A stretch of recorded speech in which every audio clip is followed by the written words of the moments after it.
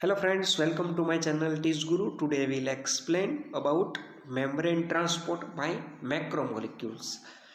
दो टाइप्स के मॉलिक्यूल्स हमें देखने को मिलते हैं माइक्रोमोलिक्यूल्स माइक्रोमोलिक्यूल्स और मैक्रोमोलिक्यूल्स। दो डिफरेंट टाइप्स के मॉलिक्यूल्स होते हैं कि वो मॉलिक्यूल्स है उसको मेम्ब्रेन के अंदर वो सेल है उसका जो ऊपर मेम्ब्रेन होता है उसके अंदर या तो उसके बाहर जाने के लिए किसी ना किसी प्रोसेस होती है। तो माइक्रो मॉलिक्यूल्स है स्मॉल स्मॉल जो मॉलिक्यूल्स होते हैं उसके लिए प्रोसेस है जो passive transport, active transport, simple diffusion, osmosis, facilitated diffusion, ये सारी जो प्रोसेस है वो माइक्रो मॉलिक्यूल्स को ट्रांसपोर्ट कराने के लिए है। ठीक है, लेकिन आज हम बात करने वाले हैं मैक्रो मॉलिक्यूल्स का ट्रांसपोर्टेशन कैसे करें। कि जो मैक्रो मॉलिक्यूल्स का ट्रांसपोर्टेशन है वो तीन अलग अलग प्रोसेस है उसके थ्रू होता है। कि फर्स्ट जो प्रोसेस है वो है phagocytosis, second one is pinocytosis, third one is receptor mediated endocytosis. ये तीन अलग अलग प्रोसेस है उसके थ्रू मैक्रोमोलिक्यूल से वो अक्रॉस द मेम्ब्रेन ट्रांसपोर्ट कर सकते हैं। तो आज के इस लेक्चर्स के अंदर हम देखने वाले हैं फेगोसाइटोसिस के बारे में कि फेगोसाइटोसिस की प्रोसेस है वो प्रोसेस के अंदर जो मैक्रोमोलिक्यूल्स है उसका ट्रांसपोर्टेशन कैसे होता है। ठीक है, तो इस लेक्चर्स की शुरुआत करते हैं फेगोसाइटोसिस। तो फेगोसाइटोसिस की प्रोसेस है वो लार्ज पार्टिकल्स यानी कि कई सारे बैक्टीरिया और सेल के डेब्रिस, वो सब लार्ज जो पार्टिकल्स हैं उसको सबसे पहले वो इंजेक्शन कराता है। इस प्रोसेस की शुरुआत है वो ऐसे होती है कि उसका इंजेक्शन होता है और इंजेक्शन होने के बाद वो लार्ज एंडोसाइटिक वेसिकल के फॉर्म में वो आ जाता है और वो लार्ज एंडोसाइटिक वेसिकल है उसको क्या बोला जाता है, फेगोसोम। फेगोसोम बोला जाता है उसको। इस फिगर में हम देखते हैं कि बैक्टीरिया है एज वेल एज कई बार ऐसा भी देखने को मिलता है। इस प्रकार जो ये प्रोसेस है वो इम्यून सिस्टम के अधीन पर ये फेगोसाइटोसिस की प्रोसेस है। और दूसरी कई प्रोसेस ऐसी भी होती है कि उसके अंदर जो फूड पार्टिकल्स को सेल है उसको किसी पार्टिकल्स की ज़रूरत है। ओके, उसका जो फूड है उसका खाना है उसको जो उसको अंदर सेल के अंदर लाना है, तब भी इस प्रकार की प्रोसेस है फेगोसाइटोसिस की प्रोसेस देखने को मिलती है। और दूसरा मैंने आगे बताया कि जो इम्यून सिस्टम के अंदर भी इस प्रकार की प्रोसेस हमें देखने को मिलती है। तो बैक्टीरिया है, उस बैक्टीरिया को अंदर उसको वो साइट एक रिसेप्टर, ओके, वो रिसेप्टर के ऊपर सबसे पहले बाइंड होता है।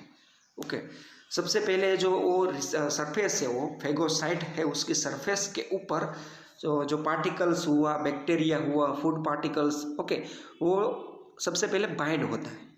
वो बाइंड होने के बाद वो स्पेसिफिक सरफेस रिसेप्टर है उसके ऊपर बाइंड होने के बाद वो सबसे पहले stimulated to begin engulfing the particles with its plasma membrane, thereby enclosing it within a phagosome।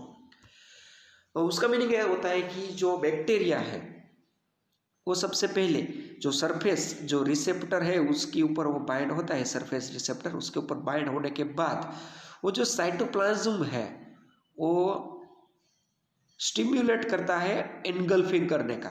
Okay, engulf करने के लिए वो स्टिम्युलेट हो जाता है और उसके बाद ये क्या हो जाता है, वो वेसिकल के फॉर्म में वो आ जाता है। वेसिकल है उसके अंदर वो बैक्टीरिया या तो फूड पार्टिकल्स, ओके, इस फिगर में हम देखते हैं तो ये फूड पार्टिकल है, वो भी इसी प्रकार से वो अंदर वेसिकल के अंदर आ जाता है।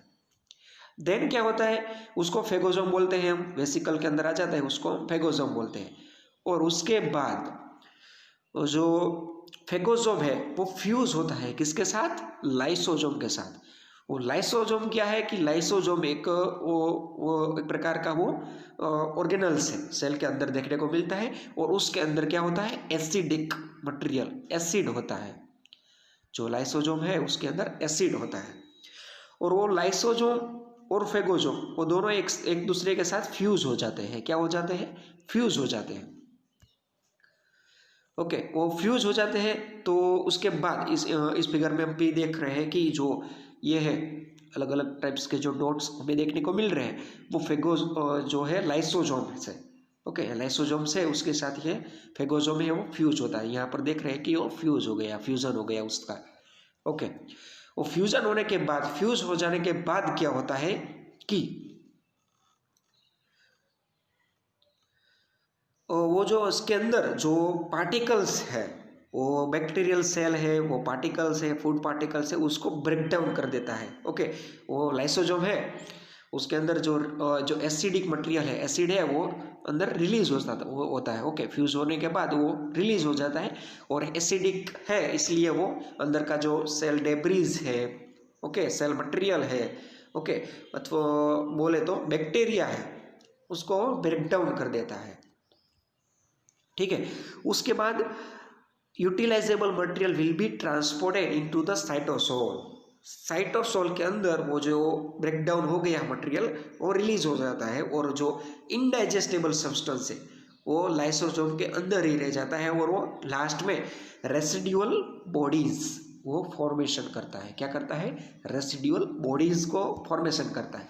तो इस प्रकार से प्रोसेस देखने को मिलती है कि जो इम्यून सिस्टम के अंदर देखें तो, इम्यून सिस्टम के अंदर देखें तो बैक्टीरिया है उसका इन्फेक्शन लगा है, ओके, साइटो जो फेगोसाइट के ऊपर वो बाइंड हो जाते हैं, उसके बाद उसकी जो वेसिकल हो जाती है उसको फेगोसोम बोलते हैं और उसके बाद है फेगोसोम और लाइसोसोम, ये दोनों को फ्यूजन हो जाता है, फ्यूज हो जाते हैं। देन लाइसोसोम के अंदर क्या है? एसिड है, वो एसिडिक मटेरियल है वो रिलीज हो जाता है और रिलीज होने के बाद वो फेगोसोम के अंदर जो सेल डेब्रीज है, बैक्टीरिया है, उसको ब्रेक डाउन कर देते हैं और बाहर एक किसी स्पेसिफिक समय पर वो जो फेगोसाइटोसोम, ओके, फेगोलाइसोसोम, ओके, क्योंकि जो फेगोसोम है उसका फेगो और लाइसोसोम उसका लाइसो, वो दोनों को फ्यूज हो जाता है, इसलिए उसको बोला जाता है फेगोलाइसोसोम्स, ओके। तो फेगोलाइसोसोम से वो किसी समय पर वो ब्रेक होता है और सारा का सारा जो सॉल्यूबल डेब्रीज है, ओके, वो बाहर रिलीज होता है और उसको क्या बोलते हैं? Exocytosis, okay. साइटोसोल है उसकी बाहर वो रिलीज कर जाता है, उसको बोला जाता है एक्सोसाइटोसिस, ओके, वो बोला जाता है। तो इस प्रकार से जो इम्यून सिस्टम है इसमें इस प्रकार के प्रोसेस देखने को मिलती है। और फूड पार्टिकल है, ओके, जो सेल के जरूरी जो पार्टिकल्स है उसके अंदर हम फेगोसाइटोसिस की प्रोसेस देखें तो इसके अंदर digestion of food particle, last में वो फूड पार्टिकल है उसका डाइजेशन हो जाता है, क्योंकि जो लाइसोसोम है उनमें से जो एसिड रिलीज होता है तो उसके बाद उसके अंदर डाइजेशन, फूड पार्टिकल्स का डाइजेशन हो जाता है और वो फूड पार्टिकल्स वो सेल के अंदर रह जाता है।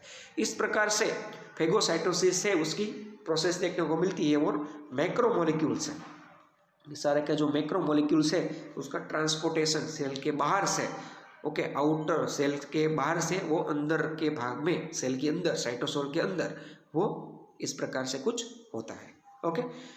तो अगले लेक्चर के अंदर हम देखने वाले हैं पिनोसाइटोसिस के बारे में, ठीक है। तो आज के इस लेक्चर्स के अंदर फेगोसाइटोसिस के अंदर देखें तो इसके अंदर किसी की क्वेश्चन और क्वेरी आपको मिले तो प्लीज़ मुझे आप कमेंट में बताइएगा, मैं आपको उसको सॉल्व करने में हेल्प करूँगा, ठीक है। तो हम मिलते हैं अगले लेक्चर्स के अंदर पिनोसाइटोसिस के साथ।